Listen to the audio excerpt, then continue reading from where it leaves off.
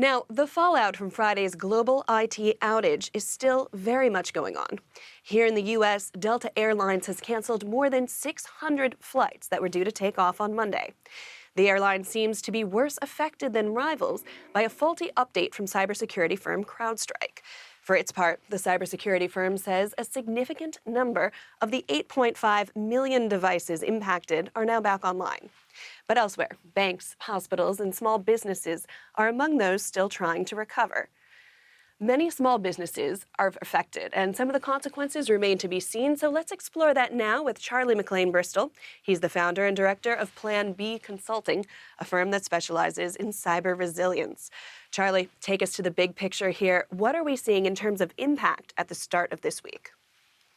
I think there's a mixed impact on different organizations. There are, you know, the things about computer systems are very complex. So certain organizations find this quite easy to sort out. Other organizations will take much longer.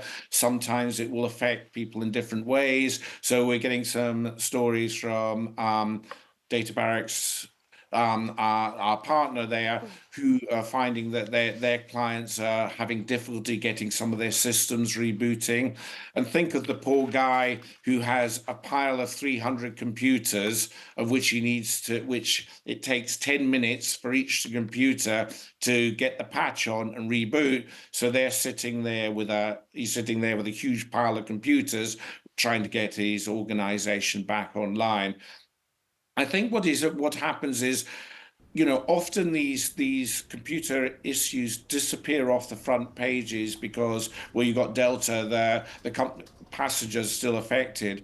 But I don't think you should underestimate the huge amount of work behind the scenes by technical people, by customer service people, by communications people who are trying to deal with this. And we maybe not see this in the news because we move on to the next event, but there's a huge amount of management time and effort, people working sort of 24/7 to get this sorted. So with all these incidents, they go on for a little while, quickly go for the news, but then there is a very long tail of them, which people are busy sorting out problems for days there.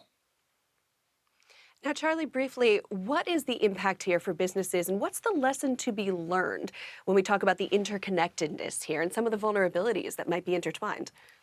Well, I think, we live in a close coupled world. We build systems upon systems, we build systems or legacy systems. We outsource the best of the breed. And, this incident was caused by an outsourced company.